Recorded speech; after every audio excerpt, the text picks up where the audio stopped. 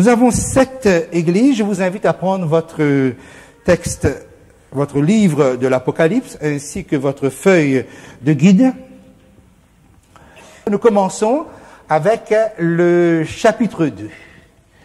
Et ce serait intéressant que nous puissions avoir la contribution de lectrice ce soir. Nous allons lire la lettre à la première église, donc la lettre à l'église d'Éphèse. C'est Jésus-Christ lui-même directement qui parle, du verset 1er jusqu'au verset 7. Peut-être on pourrait demander à José de faire la première lecture pour nous de l'église d'Éphèse.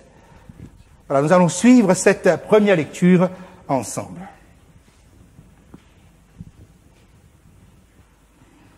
Voici ce que dit celui qui tient les 7 étoiles dans sa main droite, celui qui marche au milieu des 7 chandeliers d'or.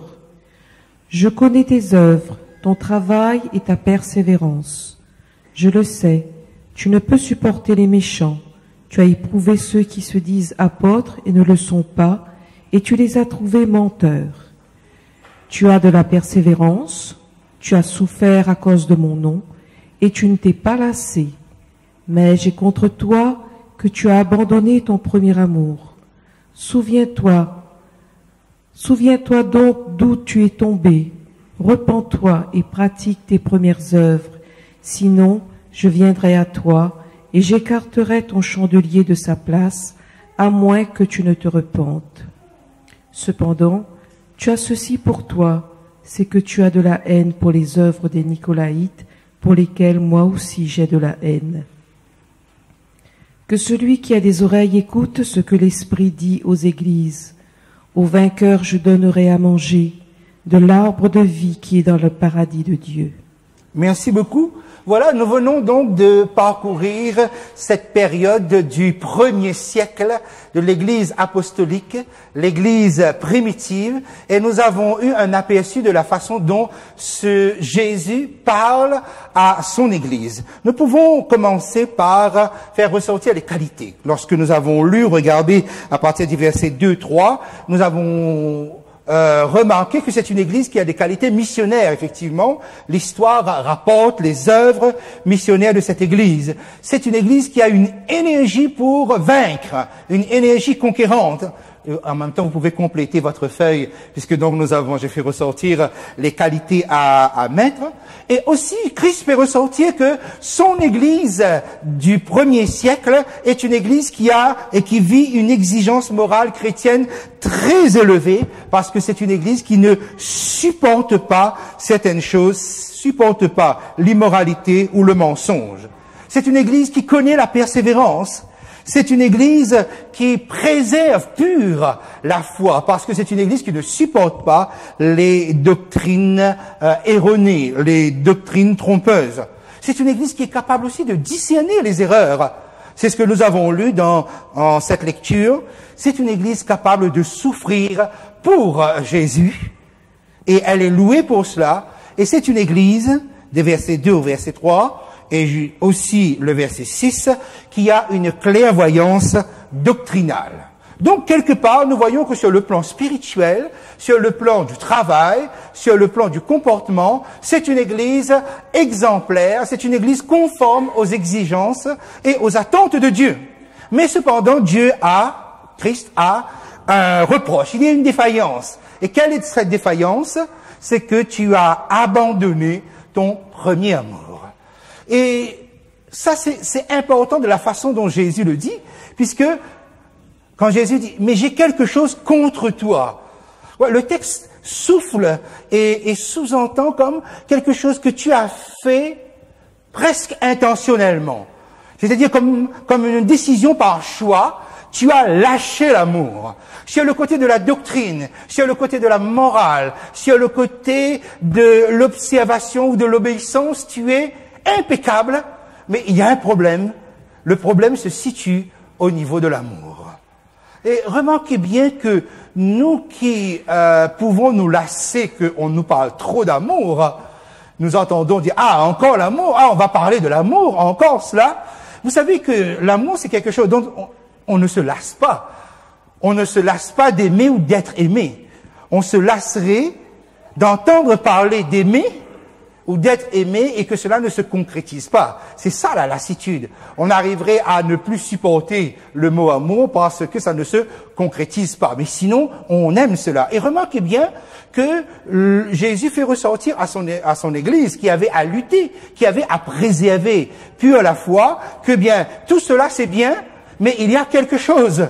Il y a l'amour qui manque. Et quand l'amour manque, peut-être quelque chose d'essentiel manque. C'est quoi la doctrine? C'est quoi la rigueur? C'est quoi la morale sans l'amour?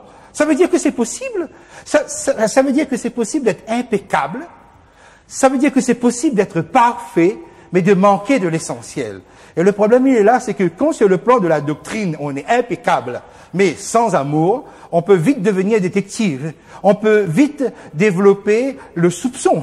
On peut vite s'interroger. Quelque part, on comprend que l'Église en soit arrivée à se dire est-ce que trop d'amour, finalement, n'est pas synonyme de relâche, de laxisme dans l'Église? Est-ce qu'il ne faut pas durcir? Il est possible qu'ils en soient arrivés à là, mais remarquez bien, hein, une Église impeccable, mais qui n'aime pas, va attirer un reproche de Jésus lui-même. Donc, ce que j'ai à te reprocher, c'est que donc tu as abandonné ton premier amour. Le verset 6 indique combien cette Église est capable de se détacher des doctrines qui n'ont rien à faire et qui essayent d'entrer dans l'Église chrétienne déjà au 1er siècle. Hein. Quand on parle de la doctrine des Nicolaïtes, il faut comprendre, bon, on a par rapport au texte des pères de l'Église une certaine compréhension de cette doctrine. C'est une mauvaise compréhension de l'équilibre entre la loi et la grâce. On en est arrivé à dire, puisque tout est par grâce, ben la loi n'a plus rien à faire là-dedans. Donc on peut tout faire. La loi est abolie, la loi est inutile. Et cela a mené une espèce de dualité qui a amené la position suivante, c'est que le corps est méprisable. Ce qui est de valeur, c'est l'esprit. Donc, valorisons l'esprit et méprisons le corps. Et à partir de ce mépris du corps, bien, il n'y avait plus de véritable distinction entre ce qui est bon et ce qui est mauvais. Vous pouvez comprendre donc comment on accède très vite à une espèce de vie dissolue dès lors que les portes sont ouvertes quant à savoir que ce que je fais de mon corps, ça n'a pas trop d'importance du moment qu'au niveau de l'esprit, les choses sont préservées. C'était ça la doctrine des Nicolaïtes. Et alors, Jésus va lancer un appel. Souviens-toi d'où tu es tombé. Comme si quelque part, donc, il est possible de trouver le point de chute à partir duquel on est devenu défaillant. Quelque part, chercher dans le passé. Qu'est-ce qui fait que notre cœur soit devenu dur? Quelque part, il y a un point de chute, puisque c'est bien pratiquement l'image qu'on a, quelque chose qui chute tout d'un coup. Donc, trouvez ce point de chute. Souviens-toi d'où tu es tombé. Quelque part, il y a quelque chose qui a faibli. La deuxième, repens-toi. Repens-toi, c'est le mot métanoïa qui signifie le changement de mentalité. Pourquoi? Parce que il y avait quelque chose qui était une mentalité qui était entrée et qui était en train de gagner ces premiers chrétiens qui étaient impeccables, mais qui étaient durs, qui manquaient de quelque chose. Vous savez que notre valeur vient de quoi? Vient du regard que quelqu'un pose sur nous.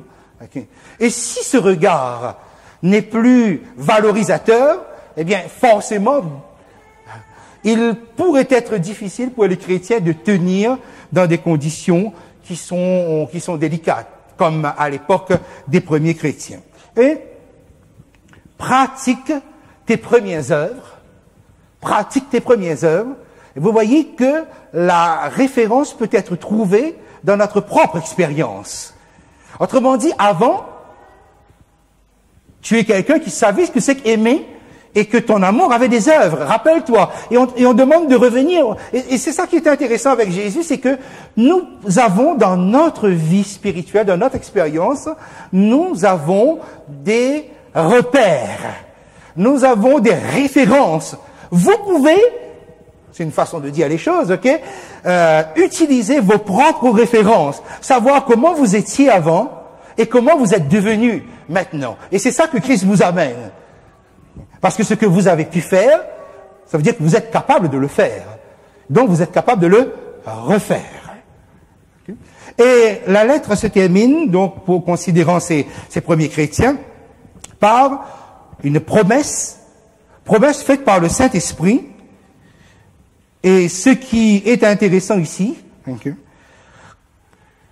que celui qui a des oreilles entende ce que l'Esprit dit aux églises, l'Esprit étant bien entendu le Saint-Esprit, celui qui vaincra, et à chaque fois les lettres vont se terminer par une parole du Saint-Esprit.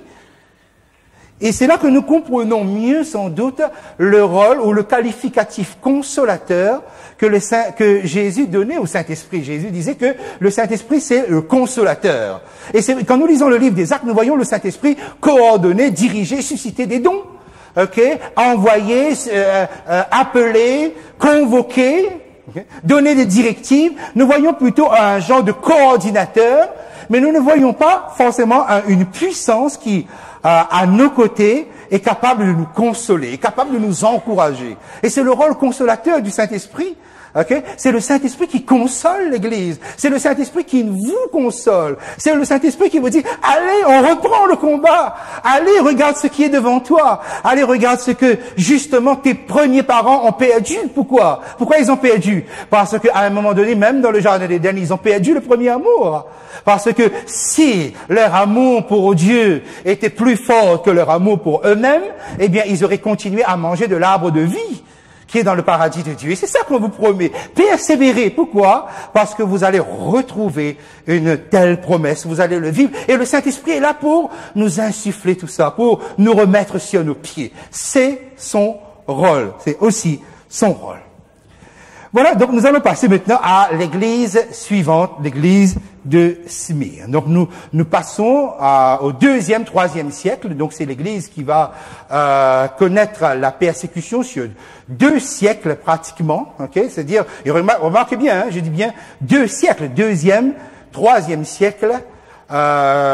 Essayez d'imaginer ce que cela pouvait représenter dans le temps. Et quand on nous parle de persévérance, eh bien, persévérance, peut-être qu'à un moment donné, on pourrait sentir le poids trop lourd sur les épaules, se demandant, est-ce que tout ce qu'on fait, est-ce que tout ce qu'on vit, est-ce que tout ce qu'on sacrifie, ça a encore un sens? Okay. Eh bien, on va demander à une autre lectrice, peut-être derrière, Charline veut bien lire la 2e lettre à Smyrne, des versets 8 jusqu'au verset 11. Écrit à l'ange de l'église de Smyrne, voici ce que dit le premier et le dernier, celui qui était mort et qui est revenu à la vie. Je connais tes œuvres, ta tribulation et ta pauvreté, bien que tu sois riche, et les calomnies de la part de ceux qui se disent juifs et ne le sont pas, mais qui sont une synagogue de Satan. Ne crains pas ce que tu vas souffrir. Voici, le diable jettera quelques-uns de vous en prison, afin que vous soyez éprouvés et que vous aurez une tribulation de 10 jours. Sois fidèle jusqu'à la mort, et je te donnerai la couronne de vie. Que celui qui a des oreilles entende ce que l'Esprit dit aux églises. Celui qui vaincra n'aura pas à souffrir la seconde mort. Merci beaucoup pour cette lecture. Nous arrivons à l'église de Smyrne, et Smyrne signifie amertume. Comme tout à l'heure, Éphèse signifiait désirable. L'église qui suscitait le désir par son caractère quelque part irréprochable sur le plan de la morale, mais qui manquait le sentiment de Jésus. Car Jésus ne porte pas seulement un message, une vérité. Jésus porte une puissance qui pousse cette vérité-là à entrer dans notre cœur, car nous sommes dans un monde qui porte tellement de vérité. Alors nous sommes à l'église de Smyrne. Le mot Smyrne vient du mot myrrhe, qui est cette gomme qu'on utilisait pour embaumer les morts. Ça vient d'un arbre spécial, et cela indique déjà la couleur de la lettre. Effectivement, le myrrhe, c'était une plante aromatique qui avait un goût très amer, mais qui avait une odeur très agréable. Et on l'utilisait justement pour rendre le cadavre supportable quelque part et en état de conservation un peu plus longuement. Et voyez déjà, il y a un son à partir de l'étymologie du mot qui est lancé. Pourquoi? Ben parce que justement, ce que je vous ai dit tout à l'heure, on va traverser presque 2 siècles de souffrance, 2 siècles de persécution, et l'Église va devoir tenir fidèle. Et remarquez bien qu'à cette Église, Christ ne fera aucun reproche, bien que grâce aux lettres de l'apôtre Paul, l'apôtre Jean, l'apôtre Pierre, on savait que ces églises-là n'étaient pas parfaites, ces églises-là avaient des défaillances, mais vous remarquez que dans une telle période, lorsque l'Église persévère, Jésus se garde de faire des reproches ici. Alors, comment il se présente, Jésus? Ça rejoint le verset 18 du chapitre 1er que j'avais pas pris exprès la dernière fois. Jésus se présente comme le premier et le dernier. Passons tout de suite au suivant. Comme celui qui est mort et qui est revenu à la vie. Comme celui qui est mort. Il faut savoir que Jésus n'est pas mort de n'importe quelle mort. Jésus est mort de la mort éternelle. Jésus est mort de la seconde mort. L'Apocalypse est le seul livre qui désigne la mort éternelle comme la seconde mort. Et Jésus dit, je suis celui qui était mort. Il parle de cette mort dont personne n'a connu cette mort jusqu'à présent, puisque cette mort est réservée tout à la fin. C'est-à-dire après la période des 1000 ans. Mais Jésus a connu cette mort sur la croix. Ce n'est pas une mort sommeil, ce n'est pas une mort comme tout le monde, c'est la mort éternelle. Et qu'est-ce que Jésus rajoute? Celui qui est revenu à la vie. Autrement dit, donc, c'est sa victoire sur la mort éternelle. Voilà l'indice que nous avons besoin pour le départ. Ensuite, dès qu'il s'est présenté comme cela, c'est-à-dire le vainqueur de la mort éternelle. C'est ce qu'il le dit à ses fidèles de cette époque du 2e, 3e siècle. Nous sommes à l'époque, il y a 200 à 313, puisque 313, nous avons l'édit de Milan où l'empereur Constantin met fin à la persécution des chrétiens, lui-même étant devenu chrétien. Nous sommes donc à l'époque de la persécution romaine impériale, mais, et comme le texte le fait ressortir, les Juifs aussi malmènent les chrétiens. Les Juifs aussi, et eux, pour des raisons autres que les Romains, eux, ils méprisaient. Les Romains, c'était davantage parce que les chrétiens refusaient de faire des concessions. Ils n'étaient pas tant que ça opposés au christianisme parce qu'ils étaient capables de brasser toutes les religions et d'intégrer toutes les religions. Mais ils ne comprenaient pas pourquoi les chrétiens étaient aussi stricts et refusaient de faire des concessions. Tandis que les Juifs avaient une attitude beaucoup plus méprisante. Et si les chrétiens ont autant souffert de la pauvreté, comme par exemple le texte le fait ressortir, eh bien c'est davantage à cause des Juifs qu'à cause des chrétiens, parce que les Juifs ont mis le paquet. C'est l'époque où les chrétiens vont connaître la reine, la torture, le bûcher, les gladiateurs, les bêtes sauvages. C'est la persécution à tout niveau, et essayez d'imaginer combien de temps ça dure. Okay. Et nous avons ici, dans cette lettre, un résumé en 3 mots de ce que ces chrétiens vivaient. 3 mots, c'est énorme. Hein? Cela a été lu au verset 9. Calomnie. Calomnie, c'est quoi? La calomnie, ce n'est pas la médisance. Hein? La calomnie, c'est dire des choses qui ne sont pas. Raconter sur le dos de quelqu'un des choses qui n'existent pas. Tandis que la médisance, c'est médire, c'est raconter des choses qui sont sans doute vraies. Okay? Mais la calomnie, c'était ça. Les chrétiens subissaient cela parce que on mettait sur leur dos toutes sortes de comportements de débauche qu'ils n'avaient pas, en quelque sorte. Vous voyez, c'est ça. Ils ont souffert de cela. Ils ont souffert aussi de la prison, et cela pouvait aller donc jusqu'à la mort. C'est-à-dire donc un chrétien pouvait perdre sa vie. Et beaucoup de chrétiens fidèles ont perdu leur vie. Et c'est là que ça devient intéressant, parce que vous êtes des enfants de Dieu. En tout cas, vous aspirez à l'être. Sachez qu'il y a des souffrances quelquefois qui ne nous sont pas épargnées. Calomnie, prison ou la mort. Mais de quelle mort s'agit-il ici? Ça veut dire donc un chrétien peut connaître la mort. Et sentez l'allusion subtile de Jésus ici, ok? La mort, c'est que finalement, je ne connais pas de délivrance ici-bas, ok, suite à cette souffrance ou à cette persécution que je suis en train de subir. Et qu'est-ce que Jésus dit? Ne crains pas ni la calomnie, ni la prison. Et sois fidèle, même si tu devais mourir, sois fidèle jusqu'à la mort. C'est la mort physique, la mort d'ici-bas, la mort que tout le monde peut connaître. Okay. Et on comprend mieux l'allusion finale, alors. Okay. Sois fidèle jusqu'à la mort parce que je te donnerai la couronne de vie. Okay.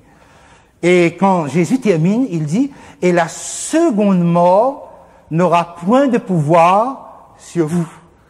La première mort peut avoir accès à votre chair. Vous pouvez mourir.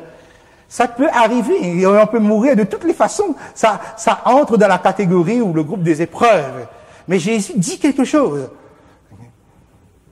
La seconde mort n'aura point de pouvoir sur vous. Et pourquoi la seconde mort n'aura point de pouvoir sur vous? Parce que justement dans la lettre, il s'est présenté comme celui qui est vainqueur de la seconde mort.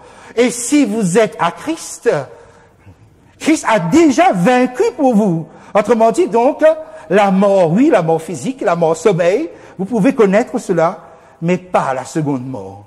Votre seconde mort, il l'a déjà pris sur lui. Donc ça, c'est un point qu'il fallait relever. Et le texte va même jusqu'à faire ressortir une période précise où la persécution va s'intensifier.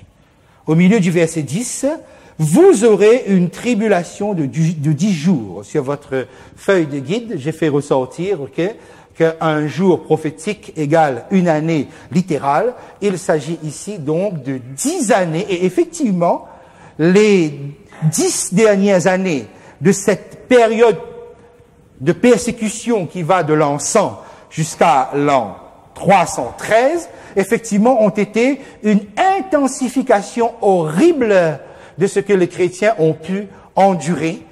En 303, c'est Dioclétien qui émet le décret qu'il faut en finir définitivement avec les chrétiens. Et en 313, c'est un édit de Constantin qui met un arrêt exactement 10 ans. Et là, nous avons donc une indication qui nous montre comment Dieu peut être précis. Et lorsque on est en train d'édifier, d'encourager, de solidifier son enfant, le Seigneur peut donner des précisions. Mais remarquez bien, tout a une fin. Et s'il y a quelque chose qu'il faut retenir, c'est cela. Tout a une fin. Quelque chose peut durer et être horrible, mais à un moment donné, ça s'arrête. Tout a une fin, même si notre corps n'enregistre pas toujours cet aspect-là. Ok, voilà donc pour la deuxième église, donc une église qui est triomphante malgré sa faiblesse, malgré sa pauvreté, mais une richesse spirituelle extraordinaire et aucun reproche. Remarquez, essayez de penser à ça, sur pratiquement 400 années, Jésus n'a qu'un seul reproche à faire à son église. 400 années, parce qu'il faut prendre aussi donc avec l'église d'Éphèse, Éphèse et Smyrne, si vous mettez ensemble, il n'y a qu'un seul reproche, c'est l'absence d'aimer. Donc, si on doit se poser la question, est-ce que l'amour de Jésus dans nos cœurs, est-ce que l'amour de Jésus qu'il faut donner quelque chose qui est important? Oui, mes amis, c'est important. Une vérité, une saine doctrine ne suffit pas. Il faut aimer comme Jésus aime. C'est ça le premier amour. Okay? Donc, voici le seul reproche que sur 400 ans que Jésus va faire à son Église. On sait qu'il y a d'autres reproches. Les lettres de Paul, de Jean ou de Pierre nous l'indiquent. Okay? Mais il faut comprendre que quelque part ou quelquefois, Jésus laisse les hommes faire les reproches qu'il faut. Mais il y a des reproches que les hommes, même les plus habiles ou les plus visionnaires ne perçoivent pas. Il y a des choses que seul Jésus peut nous dire. Il y a d'autres choses que les hommes qui sont en face de nous peuvent nous dire. Ça aussi, c'est ce Jésus-là. Et je trouve extraordinaire que sur 4 siècles, quand même, un reproche, et ce reproche porte sur l'amour. Église suivante, le verset 12 jusqu'au verset 17. Est-ce que Estelle accepterait de nous lire le texte? C'est la lettre à l'église de Pergame. Que signifie Pergame? Élévation, disent certains. Mais d'une manière étymologique, Pergame est beaucoup plus précise que ça. Regardez bien dans le mot Pergame, vous avez père, pour, gamme, polygame, monogame, c'est le mariage. C'est pour le mariage. Quel type de mariage commence maintenant pour l'église chrétienne? Ben, c'est ce que nous verrons. Estelle. Écrit à l'ange de l'église de Pergame. Voici ce que dit celui qui a l'épée aiguë à 2 tranchants. Je sais où tu demeures, je sais que là est le trône de Satan. Tu retiens mon nom et tu n'as pas renié ma foi, même au jour d'Antipas, mon témoin fidèle, qui a été mis à mort chez vous, là où Satan a sa demeure. Mais j'ai quelque chose contre toi, c'est que tu as là des gens attachés à la doctrine de Balaam, qui enseignait à Balak à mettre une pierre d'achoppement devant les fils d'Israël pour qu'ils mangeassent les viandes sacrifiées aux idoles et qu'ils se livrassent à l'impudicité. De même, toi aussi, tu as des gens attachés pareillement à la doctrine des Nicolaïtes, ce que je hais. Repens-toi donc, sinon je viendrai à toi bientôt, et je les combattrai avec l'épée de ma bouche. Que celui qui a des oreilles entende ce que l'Esprit dit aux églises. À celui qui vaincra, je donnerai de la manne cachée, et je lui donnerai un caillou blanc. Et sur ce caillou est écrit un nom nouveau que personne ne connaît, si ce n'est celui qui le reçoit. Merci beaucoup. Et là, nous voyons une évolution. Dans Éphèse, l'Église haïssait la doctrine des Nicolaïtes. Regardez, nous sommes maintenant quelques siècles plus tard. Il y a des gens qui sont attachés à cette doctrine à l'intérieur de l'Église. Alors, c'est intéressant de voir comment Jésus se présente ici. Okay. Présentation de Jésus. Il se présente comme celui qui a l'épée aiguë, à 2 tranchants. Et nous avons vu la dernière fois que symbolise cette épée aiguë à double tranchant?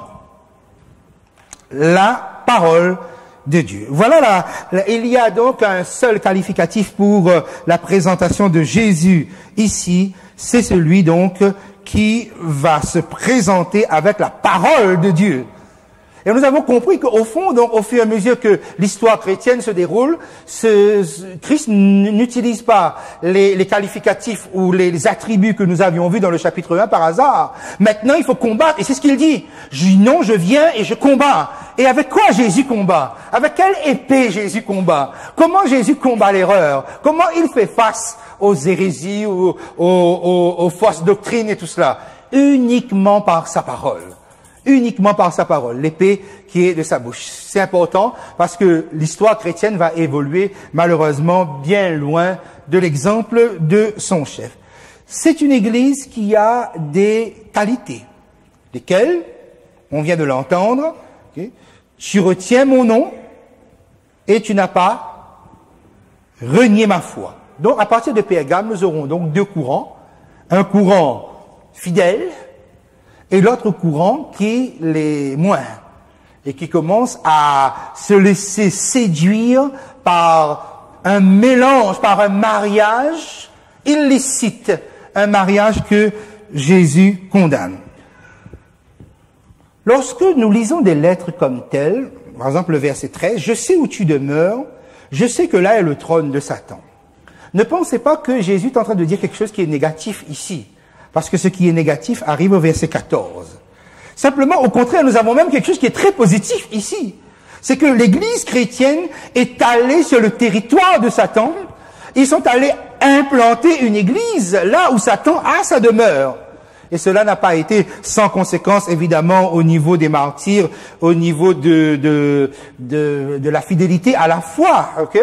Mais voilà, ils sont allés défier le diable sur son adversaire. D'ailleurs, c'est à Pergame. Il faut savoir qu'à Pergame, c'est un lieu très religieux, si on va dans la ville même. Vous savez que c'est là qu'il y avait ce fameux hôtel à Zeus. Mais vous savez qu'à Pergame, on avait aussi ce culte de la santé et de la guérison. Il y avait un culte pour le dieu de la santé. Ce dieu s'appelait Esculape. Okay? Et Esculape est représenté sous la forme d'un serpent. C'était donc le dieu ou la représentation symbolique pour les médecins, les pharmaciens et tout ça. C'est pourquoi, jusqu'à aujourd'hui, donc, vous pouvez remarquer que le symbole des pharmaciens sont le serpent que vous voyez sur les enseignes. Ça vient de là, hein, jusqu'à aujourd'hui, vous avez ça. Donc, remarquez bien, je reviens à mon idée, qu'il y a un courage de l'Église d'aller s'implanter là où Satan règne. Okay? Et arrive alors le reproche. C'est que finalement, à la longue, on se rend compte que l'Église n'a pas su se protéger comme il faut, et à un moment donné, lorsque particulièrement on est sur un territoire aussi ennemi, okay, il y a des dangers. Et ici, quel est le danger? Mais j'ai quelque chose contre toi, c'est que tu as là des gens attachés à la doctrine de Balaam, qui enseignaient à Balak, roi de Moab, à mettre une pierre d'achoppement devant les fils d'Israël pour qu'ils mangeassent des viandes sacrifiées aux idoles et qu'ils se livrassent à l'impudicité. Qu'est-ce que nous avons ici? Quel est le problème? Le problème porte sur l'enseignement. Et là, ça commence maintenant. Okay? Parce que tout à l'heure, nous avons dit, attention, une rigueur de la doctrine, un enseignement pur, tout ça c'est bien, mais attention qu'on manque d'amour. Mais croyez pas qu'il suffit que l'amour et que de l'autre côté on enseigne n'importe quoi, et c'est là que Jésus maintenant intervient, c'est que l'enseignement au sein de l'Église peut poser un problème quand la matière ne correspond pas justement à sa vérité. Il s'agit donc de l'enseignement de Balaam, de la doctrine de Balaam. C'est qui Balaam? Balaam, il faut aller dans Nombre, chapitre 22, et vous lisez à partir de 22 jusqu'au 24-25, après vous reprenez le chapitre 31. Qu'est-ce que c'est exactement? Balaam, c'était un homme religieux, et que Balak, roi des Moab, avait fait appel pour maudire le peuple d'Israël. Il n'était pas contre le fait, mais seulement il voulait savoir si Dieu était pour. Et là va commencer quelque chose, un jeu extraordinaire, parce qu'il veut maudire. Pourquoi? Parce qu'il y a de l'argent à la clé, il y a de l'honneur à la clé, il y a le pouvoir, la reconnaissance à la clé. Il veut répondre aux souhaits, aux désirs du roi Balak, mais seulement il y a Dieu qui chaque fois l'empêche de maudire le peuple d'Israël. Donc, à chaque fois, ça bloque. Et à un moment donné, donc, finalement, à force d'essayer, finalement, même ces paroles se transforment de malédiction en bénédiction. Puis à un moment donné, on a l'impression qu'ils se séparent. Effectivement, ils se séparent. Et puis au chapitre 25 du livre des Nombres, vous avez les enfants d'Israël qui font alliance, union illicite, d'accord? Voyez voyez l'allusion à Pergame, etc. Ok? Et là, à partir de là, effectivement, le peuple attire eux-mêmes la malédiction sur eux, sans Balaam. En faisant des mariages ou des unions, les femmes moabites vont amener les enfants d'Israël à se prosterner devant les idoles. Et c'est après qu'on voit que finalement c'est Balaam qui a chuchoté à Balak cette procédure. Elle dit, écoute, on ne peut pas parce que Dieu ne voudra pas. Seulement, voilà ce que...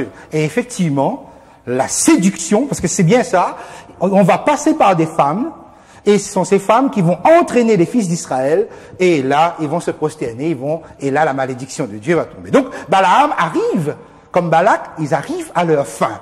Mais vous avez vu le moyen détourné par lequel ils sont passés. Donc, il y a un enseignement sournois, un enseignement subtil, détourné, parce que cela ne passe pas par la voie ordinaire, mais qui atteint son objectif. Donc Balaam, c'est quoi? C'est l'homme du compromis, c'est-à-dire il n'est pas contre, et le Nouveau Testament va nous montrer comment donc comment va stigmatiser l'erreur de Balaam qui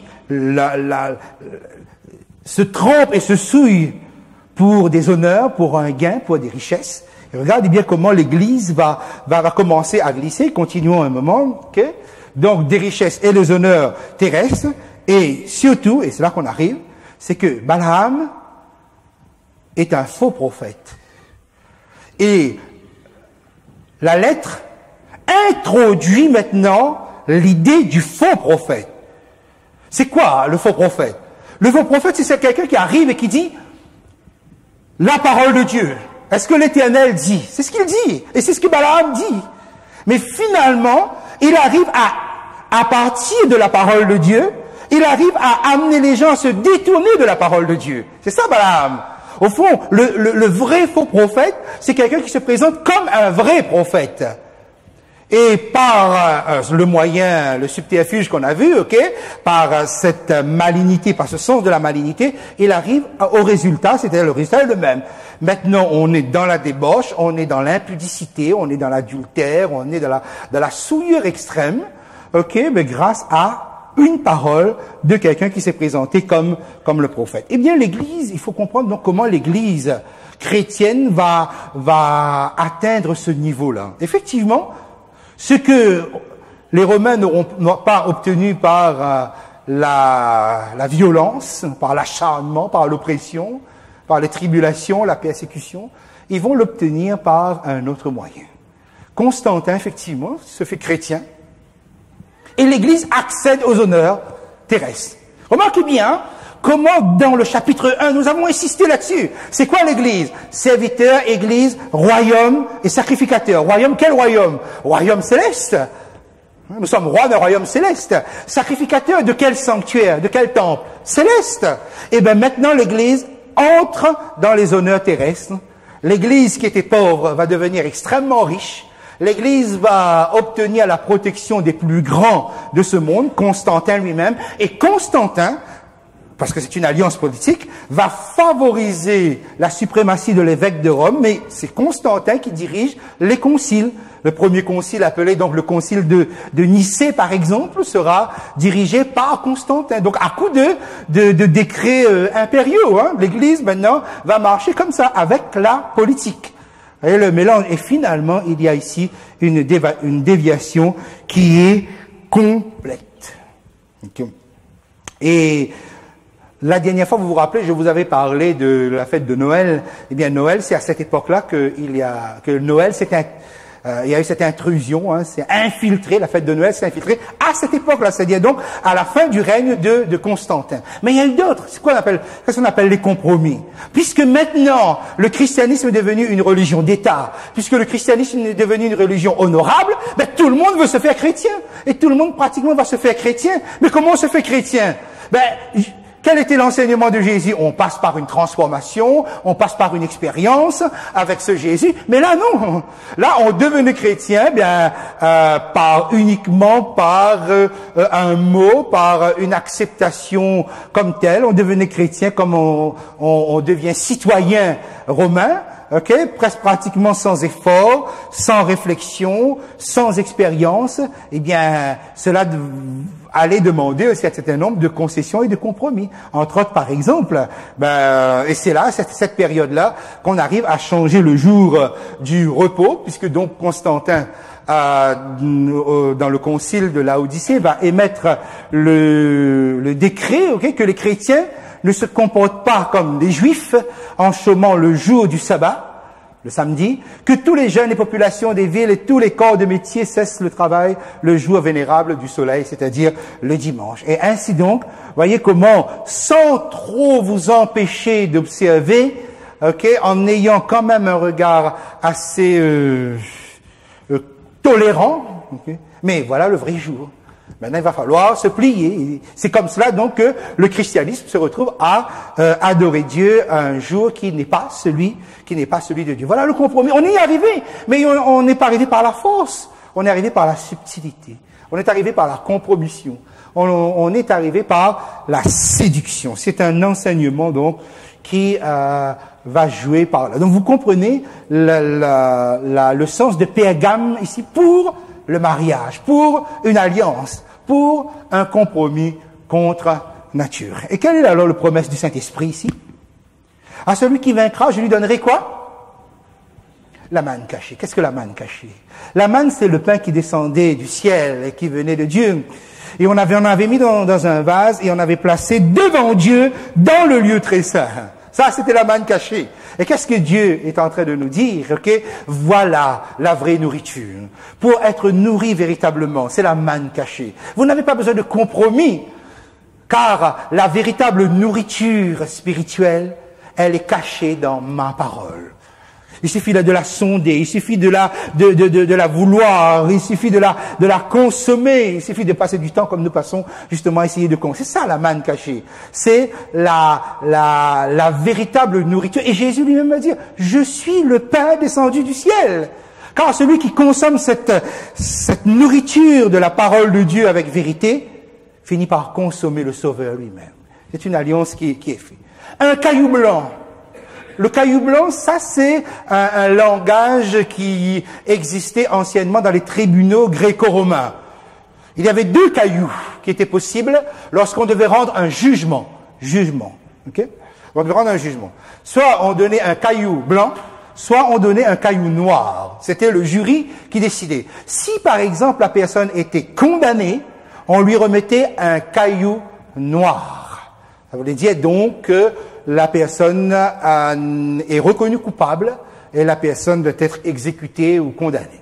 Mais si le tribunal remettait un caillou blanc, il déclarait la personne libre. Il déclarait, donc c'était une déclaration de salut, c'est-à-dire que la personne n'était pas condamnée, la personne était libre. C'est ça que Jésus nous promet, que si nous sommes véritables à lui, nous ne sommes pas prisonniers, nous sommes véritablement libérés. C'est une expérience de salut. Et il le déclare, car Jésus le déclare dans le ciel. Un nom nouveau. Vous avez ici, ok? Un nom nouveau que personne ne connaît, si ce n'est celui qui le reçoit. Un nom nouveau que personne ne connaît. Qu'est-ce que le nom dans la Bible? Le nom, c'est la personnalité due à l'expérience que nous vivons. Ici, il s'agit d'une expérience intime, vécu avec Jésus et qui se répercute dans notre vie de tous les jours. Pourquoi le nom nouveau, personne ne le connaît?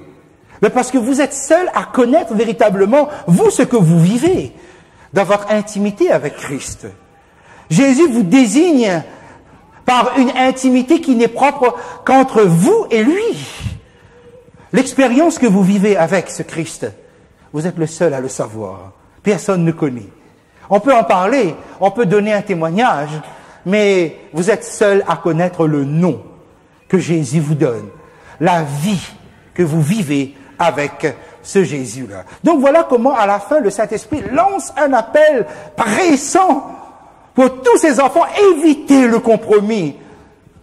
Référez-vous toujours à la parole de Dieu, à la parole de vérité. Donc la corruption que nous voyons avec l'église de Pergame, donc l'église d'État, okay, est aussi un appel que le Saint-Esprit nous adresse jusqu'à aujourd'hui. On peut être pur devant son Dieu. Okay.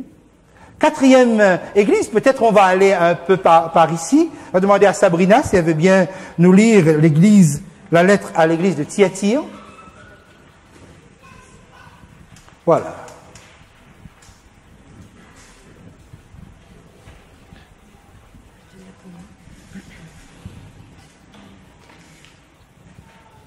Écrit à l'ange de l'église de Thyatire. Verset 18. Ce que dit le Fils de Dieu, celui qui a les yeux comme une flamme de feu et dont les pieds sont semblables à du bronze ardent. Je connais tes œuvres, ton amour, ta foi, ton service et ta persévérance. Je sais que tes dernières œuvres sont plus nombreuses que les premières. Mais ce que j'ai contre toi, c'est que tu laisses faire Jézabel, cette femme qui se prétend prophétesse. Elle enseigne et égare mes serviteurs pour qu'ils se livrent à l'immoralité sexuelle et mangent des viandes sacrifiées aux idoles. Je lui ai donné du temps pour changer d'attitude, mais elle ne veut pas se détourner de son immoralité. Voici, je vais la jeter sur un lit et envoyer un grand tourment à ceux qui commettent l'adultère avec elle, s'ils se repentent pas de leurs œuvres. Je frapperai de mort ses enfants, et toutes les églises reconnaîtront que je suis celui qui examine les reins et les cœurs, et je traiterai chacun de vous conformément à ses œuvres. Quant à vous, les autres croyants de Thyatire, qui n'acceptent pas cet enseignement et qui n'avaient pas connu les profondeurs de Satan, comme il les appelle, je vous dis, je ne mettrai pas sur vous d'autres fardeaux. Seulement, ce que vous avez tenu, tenez-le fermement jusqu'à ce que je vienne. Au vainqueur, à celui qui accomplit mes œuvres jusqu'à la fin, je donnerai autorité sur les nations. Il les dirigera avec le sceptre de fer, comme on brise le vase d'argile. Ainsi que moi-même, j'en ai reçu le pouvoir de mon Père, et je lui donnerai l'étoile du matin. Que celui qui a des oreilles écoute ce que l'Esprit dit aux églises. Merci beaucoup. Nous sommes maintenant avec la plus longue période de l'histoire chrétienne, puisque cette période va du 6e siècle, donc ça veut dire qu'il y a une évolution. Nous étions avec les églises 4e, 5e siècle, du 6e siècle jusqu'au 16e siècle. Ça veut dire donc presque 1000 ans, presque 10 siècles de l'histoire chrétienne. Comment Jésus se présente? C'est la seule fois dans le livre de l'Apocalypse où Jésus se présente comme le Fils de Dieu. C'est sa divinité. Les yeux comme une flamme de feu. On a eu l'occasion d'en parler. C'est sa perspicacité, son omniscience. C'est-à-dire le seul à pouvoir savoir vraiment dire que c'est bien ou que c'est mal, ou analyser, ou le jugement, ou autre. Et aussi donc les pieds en airain ardent, donc cette stabilité, cette solidité, cette constance que nous avions parlé la dernière fois. Et c'est une église qui a des qualités. Donc, je le répète, pensez bien, même si la majeure partie des chrétiens ou du système à l'intérieur d'une église est corrompu, Jésus continue à parler à cette église. C'est très important quand par la suite on abordera les sceaux. C'est-à-dire que Jésus regarde l'ensemble du christianisme, même ceux qui se sont pervertis. Il leur parle encore. Mais là-dedans, il y en a qui se corrompent pas. Alors vous avez donc l'amour, je connais ton amour, le service fidèle, ta constance, ta foi, okay, et ta constance, voilà. Les 4 qui sont ici au verset 19. Mais quel est le problème alors? Comment les choses vont évoluer? C'est une longue durée. Le livre de Daniel, comme le livre de l'Apocalypse, vont mettre cela et nous permettre de le structurer avec des dates de la période de 538, donc 6e siècle, 538, à 1798. 538, l'année où l'empereur Justinien va donner à l'évêque de Rome le pouvoir de corriger les hérésies, donc d'être le correcteur des hérésies, c'est-à-dire tout ce qui ne marche pas selon la doctrine officielle, mais aussi d'avoir le pouvoir spirituel et temporel sur toute la chrétienté. Donc, le pouvoir, l'Église détient maintenant, c'est la période où l'Église va être toute puissante en détenant le pouvoir terrestre. C'est à contre-courant de ce que Dieu a comme projet que nous avons vu dans le chapitre 1er, bien sûr. Voilà, c'est toute cette période-là qui est devant nous. Jusqu'à 1798, c'est-à-dire l'année où finalement le pape ou le système papal est ébranlé de par un ordre de Napoléon Bonaparte. Donc 1798. Maintenant, il faut savoir aussi quelque chose, c'est que quelque part avec le Concile de Trente, il y aura un changement. C'est pour ça que j'ai mis cette date. Ça se retrouve sur votre guide, 1563, le Concile de Trente, où cette église de la papauté va essayer de rectifier certaines choses. Mais pour quelles raisons, nous aurons l'occasion la semaine prochaine justement de voir cela. Alors quel est le problème? Le problème est remarquer les allusions. Ce que j'ai contre toi, c'est que tu laisses la femme Jézabel. Jésus aurait pu dire, c'est que tu laisses Jézabel, et on aurait compris, c'est une femme qui se dit prophétesse, enseigner et séduire mes serviteurs. Non, on a précisé la femme. Et c'est très important, cette précision-là ici. Alors, les versets, les références, j'ai mis sur votre guide ici. C'est que dans le langage prophétique, la femme symbolise le peuple de Dieu. Ok? Et à partir de l'ascension de Jésus, la femme, dans la prophétie, symbolise l'Église. La femme, c'est l'Église. On aura l'occasion de revenir un peu plus longuement. Mais ici, on nous parle d'une femme, de quelqu'un donc qui est femme, et le livre de l'Apocalypse parle aussi d'une fausse Église. Et on va même jusqu'à qualifier de prostituée au chapitre 17. Hein, c'est la référence que j'ai mis aussi ici. Donc, quand on dit femme, si la femme est fidèle, elle est pure, elle représente l'Église de Christ fidèle et pure dans la doctrine. Si elle se corrompt, elle est qualifiée de prostituée et elle représente des églises, parce que c'est toujours cela, comme on a vu pour Balaam, on se fait passer pour prophète de Dieu, on se fait passer pour porte-parole de Dieu, on va enseigner, on va séduire, mais ça ne vient pas de Dieu. Mais on utilise tous les attributs, tous les éléments, tous les mots, ok, comme Bible, Jésus-Christ, Saint-Esprit, Église, tout ça sont des mots qui font partie de la terminologie chrétienne. On utilise tout ça, mais en fait derrière il y a une autre pratique, il y a une autre doctrine. C'est Jézabel. Il faut bien comprendre la subtilité ici. Autrement dit, donc, d'emblée, Jésus est en train de dire une fausse Église. C'est-à-dire, si vous n'aimez pas le mot, une fausse Église, on va dire une Église contrefaçon par rapport à l'Église de mon cœur, à l'Église désirable. C'est ça qui est là, mais qui se fait appeler Église, et qui se fait appeler prophétesse, qui se désigne comme étant mon porte-parole. Et là, donc, nous avons forcément quelque chose. Donc, Jézabel, je vous invite à lire dans 1 Roi, à partir du chapitre 16, jusqu'à la fin du livre de 1 Roi, pour voir cette reine, finalement, donc fille du roi de Sidon. Et là, on va, de nouveau, écoutez bien, on va marier. Il y a un mariage. Rappelez-vous de Pergame, hein, pour le mariage. À partir de maintenant, on parle comme ça. Pour le mariage. Mais quel type de mariage? Quel type d'alliance? En fait, Jézabel va entraîner tout le peuple d'Israël dans l'idolâtrie totale, okay, par son enseignement, mais aussi par sa façon, par les moyens qu'elle se donne, parce qu'elle va entretenir quand même 450 prophètes de Baal à sa table. Okay? Donc, il faut bien comprendre que c'est une église qui se donne les moyens. Et c'est une église qui a les moyens puisqu'elle a le pouvoir. C'est pas pour rien donc qu'elle sera qualifiée de Jézabel. Enseignement et séduction. C'est un type d'enseignement qui séduit l'humain, qui séduit le cœur humain.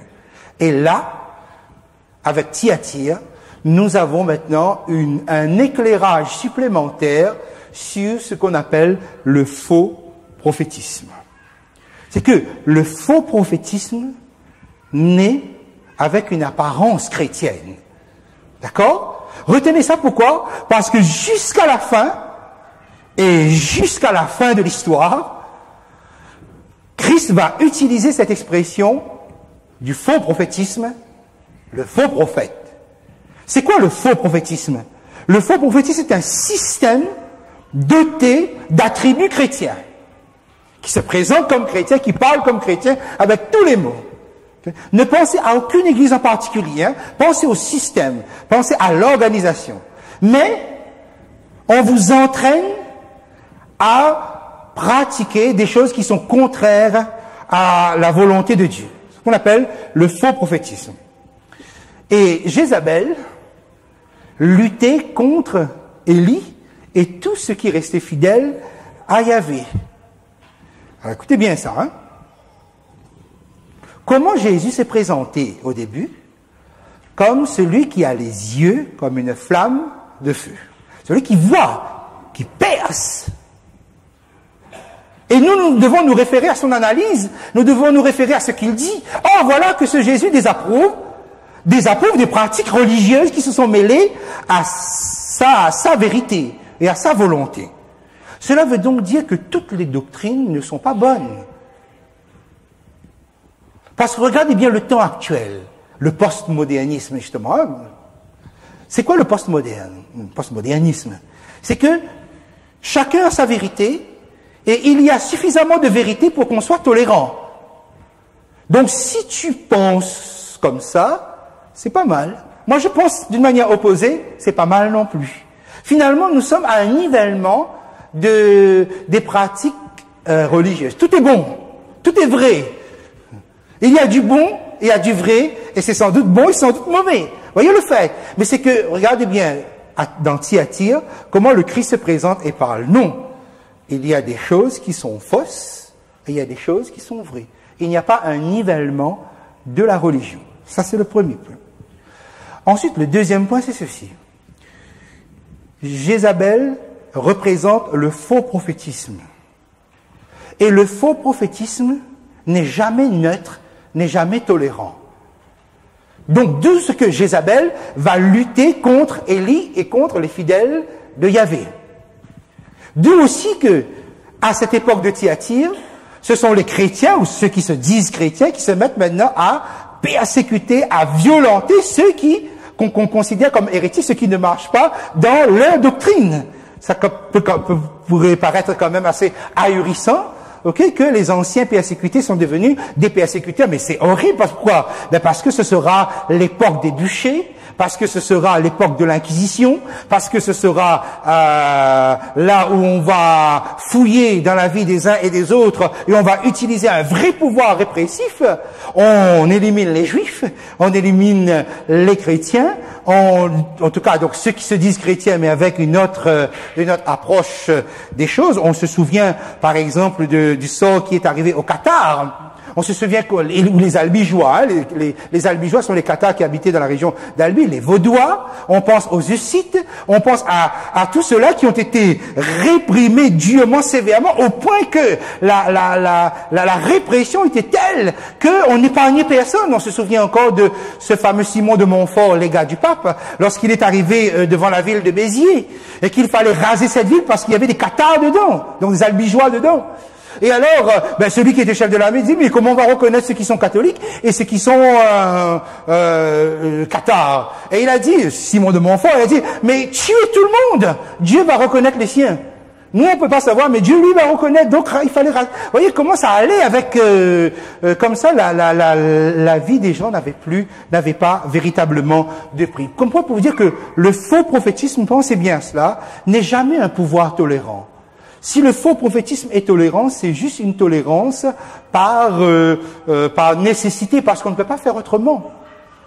Et regardez aussi et comprenez bien comment, finalement, la Bible est en train de nous montrer que les attitudes religieuses auxquelles nous assistons et auxquelles on va assister à la fin, ce sont des attitudes qui ont été forgées dans le Moyen-Âge. Quelquefois, on pense que tout cela, parce que je parle de faux prophétisme et la persécution déclenchée, mais on a eu ça avec Jézabel.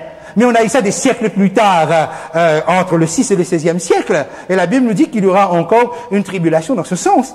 À l'époque de Jézabel, il y avait un vrai prophétisme. Le vrai prophétisme était incarné par Élie. Okay? Donc, regardez bien. À l'époque de Jézabel, le conflit était entre le vrai prophétisme et le faux prophétisme. Le faux prophétisme persécutait le vrai prophétisme incarné par Élie et les autres. À l'époque de Thyatire, c'était la même chose, puisqu'il y avait des gens qui sont restés fidèles. Donc, le faux prophétisme persécutait le vrai, ce qui incarnait le vrai prophétisme. Je ne pourrais pas dire que les Cathares ou les Vaudois étaient totalement dans la vérité complète, mais ils incarnaient quelque chose d'autre. Il suffisait que quelqu'un, par exemple, dans le midi de la France, Pierre Bruce, je pense à lui particulièrement, simplement, il était catholique, mais il pensait que la prière pour les morts, le culte des saints, la Sainte Seine, ça c'était symbolique surtout, mais il y avait des choses, le célibat des prêtres, il n'était pas d'accord avec ça. Bon, il a fini sur le bûcher.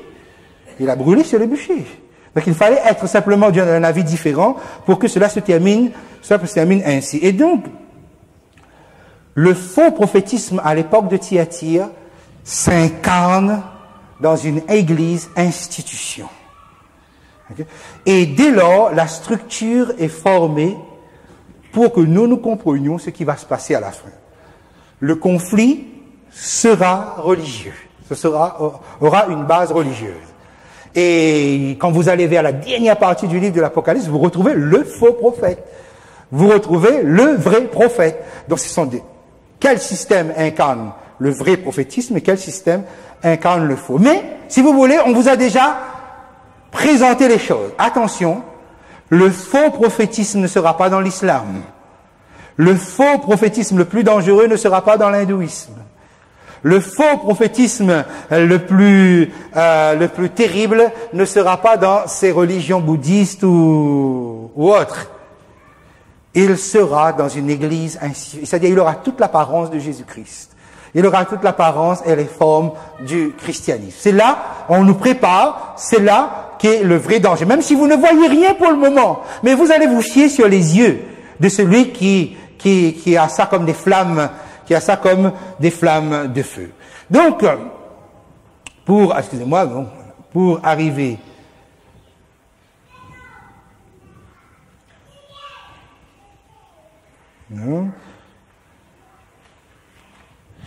pour arriver à la fin, instrument de pouvoir pour que vous puissiez compléter votre feuille, instrument de pouvoir et d'oppression, l'Inquisition, bûcher et croisade. Je vous ai même donné l'exemple de croisade de ce Simon de Montfort. Et regardez l'amour de Jésus, qui s'adresse à son peuple, y compris même à cette église qui s'est détournée. On lui donne 2 moyens pour la repentance. Le temps. Donc Jésus donne du temps. Même à ceux qui touchent les aspects les pires dans l'humain, ou dans le vécu de l'humain, Jésus donne du temps, mais il y a aussi autre chose que Jésus donne lorsqu'on résiste. Un lit de douleur, c'est-à-dire des épreuves. Les épreuves ont été aussi pour cette Église un des moyens par lequel Jésus a essayé de le ramener à la raison. Il y a le temps, et parfois pour nous aussi, Jésus fait comme ça. Jésus nous donne du temps parce que nous aussi, nous avons nos positions rebelles. Mais quelquefois, il faut aussi des épreuves pour que nous puissions comprendre et être ramenés sur le bon chemin. Donc cela a été aussi accordé à cette Église. La notion donc implicite du reste, ce que j'ai développé tout à l'heure, donc juste pour que vous puissiez le mettre, Jézabel comme Thyatire, Dieu avait des représentants du vrai prophétisme. Ces représentants ne sont pas toujours visibles. Effectivement, à l'époque d'Élie, Élie dit à Dieu, mais je suis seul. Il n'y a que moi. Il dit non, il y a 7000 hommes qui n'ont pas plié les genoux devant les idoles, devant Baal. Donc, les 7000 constituent un reste. C'est l'apôtre Paul qui développe cela comme un reste. Pareil à l'époque de Thyatire. Les vrais représentants, les représentants du vrai prophétisme sont, la plupart du temps, ne sont pas forcément des plus visibles. Et le reste dans Thyatire, juste pour que vous puissiez noter, parce que j'en ai parlé, donc, les cathares et les albigeois, c'est la même chose, hein, des nuances près, Vaudois, Hussite, Huguenot, Frère Morave, etc. On pourrait citer Martin Luther lui-même, comme on verra par la suite, Jean Wycliffe, Jean Hus, etc. Des véritables précurseurs de la réforme qui ont sonné, qui ont lancé des appels pour que l'Église change, pour que l'Église se réforme, pour que l'Église abandonne toutes ses pratiques et aussi ce comportement-là. Mais ça n'a pas donné grand chose, comme vous le voyez, puisque donc on arrive à une Église qui finalement poursuit dans son positionnement. Et qu'est-ce que Jésus promet? La vraie autorité, la vraie royauté à ceux qui vaincra. Pourquoi? Eh bien parce que ce que Jézabel, la Jézabel de Thyatire avait dans les mains, c'est la royauté terrestre. Or, ce n'est pas l'Église. Ce n'est pas l'alliance, le contrat que Jésus conclut avec son peuple. Il y a une vraie royauté. Laquelle? Le royaume des cieux. Il y a une vraie autorité, c'est ce qui parle. Cette autorité, c'est dans le psaume messianique, c'est le Père qui l'a donné au Fils, et c'est le Fils qui le donne à nous. L'étoile du matin. C'est quoi l'étoile du matin? Je vous donnerai l'étoile du matin. L'étoile du matin, il fait nuit. C'est la dernière étoile qui se lève pour indiquer que le jour est sur le point d'apparaître. Et dans le chapitre 22, verset 13, Apocalypse, Jésus dit, je suis l'étoile du matin. Donc, mes amis, au pire moment de l'obscurité, c'est ce que Jésus vous promet, l'étoile du matin. Il est lui-même l'étoile du matin. Il est lui-même cette espérance.